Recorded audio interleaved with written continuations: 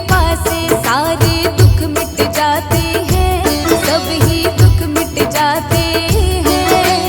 मंगलवार के व्रत की तुमको कथा सुनाते हैं, हम महिमा गाते हैं।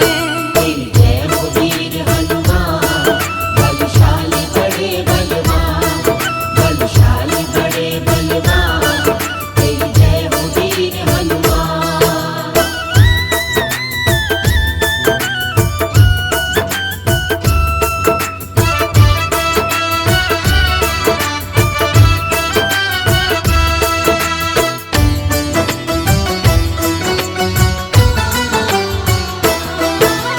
दूजी तरफ ब्राह्मण भी मंगलवार का व्रत रखती है, पुत्र तन पाने की हनुमत से इच्छा करती है।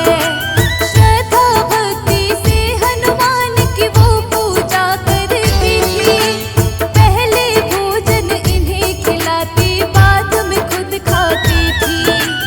एक दिन ब्राह्मणी भोजन ही बनाना भूल गई थी, ज्यादा व्यस्तता के कारण इन्हें भोग न लगा सकी थी। निर्णय किया तब इसने, जब तक भोग न इन्हें लगाऊं, भूखी प्यासी रहूंगी तब तक मैं भी कुछ नहीं खाऊं। भक्त की भक्ति से हनुमान जी खुश हो जाते हैं, वो तो खुश हो जाते हैं। मंगलवार के व्रत की तुमको कथा सुनाते हैं, हम महिमा गाते हैं। तेरी जय हो वीर हनुमान, बलशाली बड़े बलवान, बलशाली बड़े बलवान, तेरी जय हो वीर हनुमान।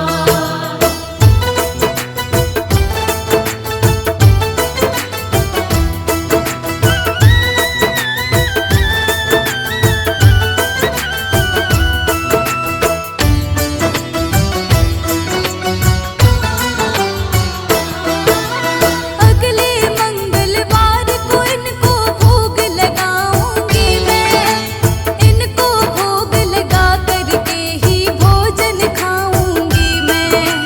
हनुमान की भक्ति में उसने छोड़ा आहार, भूखी प्यासी रही ब्राह्मणी पूरे ही 6 बार। भूख प्यास से व्याकुल ब्राह्मणी ने खोए थे होश, मंगलवार के दिन ब्राह्मणी हो गई थी बेहोश। ब्राह्मण की भक्ति से खुश हो जाते हैं हनुमान, दर्शन देकर ब्राह्मणी को वो देते हैं वरदान।